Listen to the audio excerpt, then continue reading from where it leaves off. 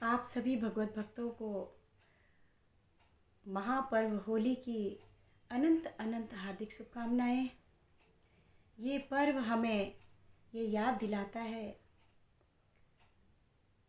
कि अन्याय की जीत नहीं न्याय की जीत होती है, असत्य की नहीं सत्य की जीत होती है, बुराई की नहीं सत्यता की जीत होती है।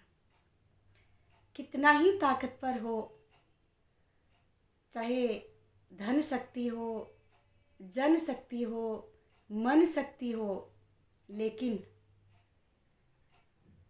अगर इरादे नेक नहीं हैं और उन शक्तियों का अगर हम दुरुपयोग करते हैं तो हम कभी भी उस सत्यता को, उस न्यायप्रियता को कभी हासिल अपने जीवन में नहीं कर सकते।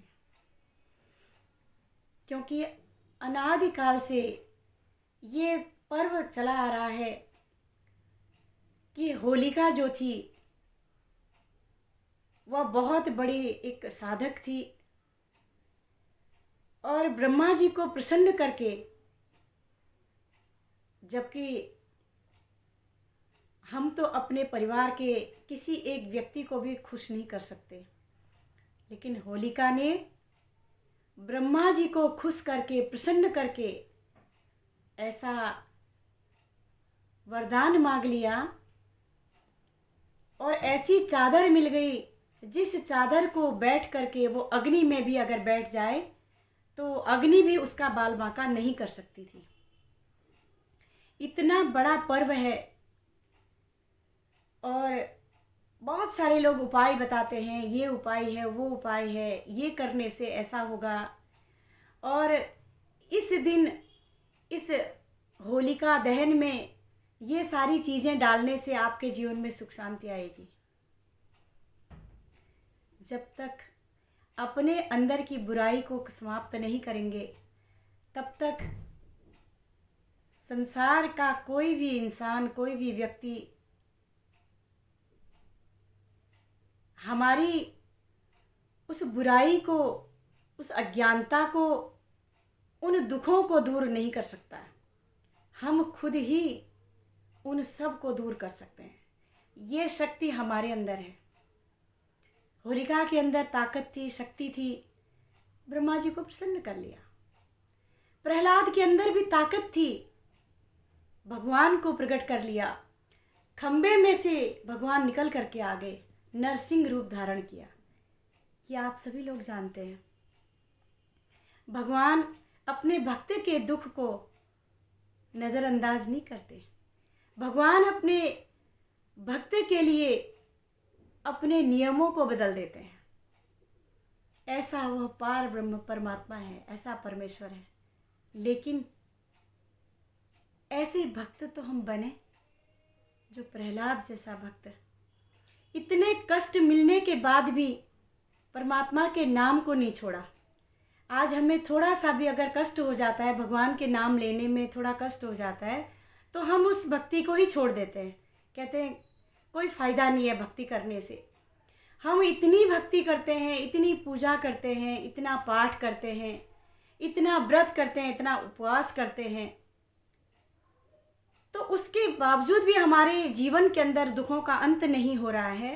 तो ऐसे व्रत करने से, ऐसी भक्ति करने से क्या फ़ायदा? हम नहीं करते, वो छोड़ देते हैं। लेकिन भक्त प्रहलाद ने नहीं छोड़ा, भक्ति मार्ग को नहीं छोड़ा, अपने प्राणों को छोड़ना। उन्होंने सोचा कि मैं प्राण छोड़ दूंगा, लेकिन भगवान के नाम को नहीं छोड़ूंगा। क्योंकि नाम, माँ कयादु कहती है, बेटे इतना दुख तेरा पिता तुझे दे रहा है, क्यों नहीं छोड़ देता उस नाम को? छोड़ दे, क्या रखा है उस नाम में, छोड़ दे। प्रहलाद कहता है, माँ मैं भी चाहता हूँ कि मैं इस नाम को छोड़ दूँ, लेकिन ये नाम ही मुझे नहीं छोड़ता, ये नाम ही तो मुझे नहीं छोड़ता है। तो भक्त के जीवन में जब ऐसी घटना आ जाती है कि वो कहता है कि मैं तो छोड़ना चाहता हूँ लेकिन भगवान ही मुझे नहीं छोड़ते, तो ये कैसे होगा? सरलता, और सरलता से ही भगवान हमेशा प्रसन्न होते हैं। प्रहलाद सरल थे और कटुता थी होलिका के अंदर, तो कहने का तात्पर्य, ये होली का पर्व हमें हमेशा यही सिखाता है। हमेशा हम जाते हैं और होली का चारों तरफ हम चक्कर काट के आ जाते हैं, कुछ कुछ जो जो कहता है वो हम डाल के आ जाते हैं, लेकिन हम जैसे के तैसे ही बने हुए हैं। अगर हम अपने अंदर की बुराई को एक एक करके अगर हम ख़त्म कर देंगे, सुहा कर देंगे, उसके लिए अलग से कोई दिन नहीं आता। जब हम बुराई को जब हम समाप्त कर देंगे, सबके प्रति जब हमारी भावना अच्छी होगी, तो भगवान हर पल हमारे साथ रहते हैं। वो हमारा साथ कभी नहीं छोड़ते। इसलिए ये होली हमें, ये पर्व हमें यही सिखाता है कि विश्वास उस भक्त की तरह होना चाहिए जिसने इतना बड़ा शक्तिशाली होने के बाद भी वो पराजय को प्राप्त हो गया। उसकी जीत नहीं हुई। बुराई की कभी जीत नहीं होती है। सत्यमेव जयते, एक न एक दिन बारी तो सबकी आती है, क्योंकि कर्मों की गति बहुत ही गहन है। इन कर्मों से कभी किसी को छुटकारा नहीं मिला है। आज मेरी बारी तो कल तेरी बारी, बारी तो सबकी आएगी, जरूर आएगी। तो कहने का तात्पर्य कि भक्त प्रहलाद ने भगवान को प्रकट किया और एक नए रूप में भगवान ने सबको दर्शन दिए, नरसिंह रूप में। और अंत में हिरण्याकश्यप जैसा दुष्प्रवृत्ति, क्योंकि कोई अपने आप में बुरा नहीं होता, उसकी प्रवृत्ति बुरी होती है। राक्षसी प्रवृत्ति थी, दूसरे को दुख देने की प्रवृत्ति थी। ऐसी प्रवृत्तियां जब भी जिसके अंदर भी होगी, भगवान हमेशा उसका सर्वनाश ही करेंगे और करते रहे हैं और करते ही रहेंगे। इसलिए हमें उस भक्त की तरह, भक्त प्रहलाद की तरह हमें परमात्मा के नाम का चिंतन करना चाहिए।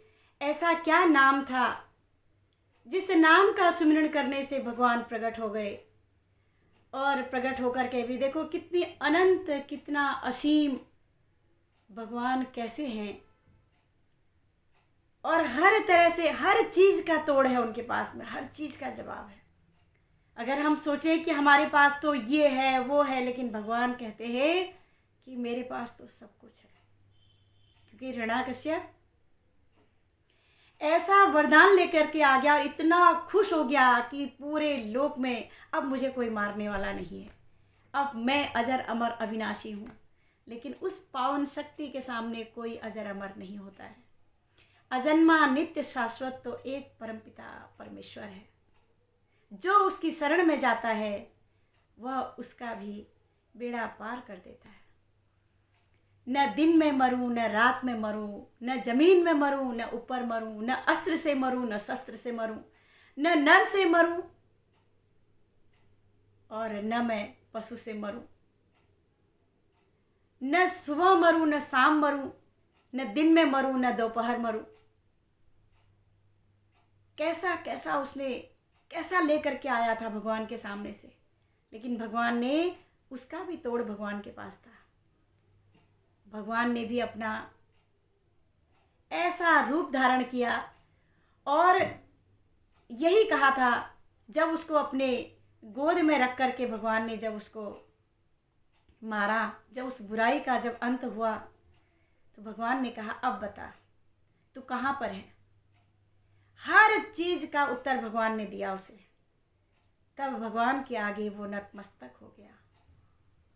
तो जीत होती नहीं कभी बुराई की। इसलिए जहाँ पर हम प्रार्थना करते हैं कि वो सुन रहा होगा, वहीं पर वो परमात्मा हमारे अपराधों को, हमारे गुनाहों को भी देख रहा होता है। इसलिए हम भक्ति करें और उस परमपिता परमात्मा की प्राप्ति करें। और इस होली में आपके सारे जितने भी दोष हैं, जितने भी कष्ट हैं, और आपके परिवार के अंदर जितनी भी विपदाएं हैं, जो भी बुराइयां हों, वो सब होलिका दहन में सब समाप्त हो जाएं और हमारा सबका जीवन सुख समृद्धिमय बने, शांतिमय बने, सब सुखी हों, सब शांति से रहें। और इन्हीं शब्दों के साथ आज के लिए इतना ही। आप सभी लोगों को होली की अनंत अनंत हार्दिक शुभकामनाएं।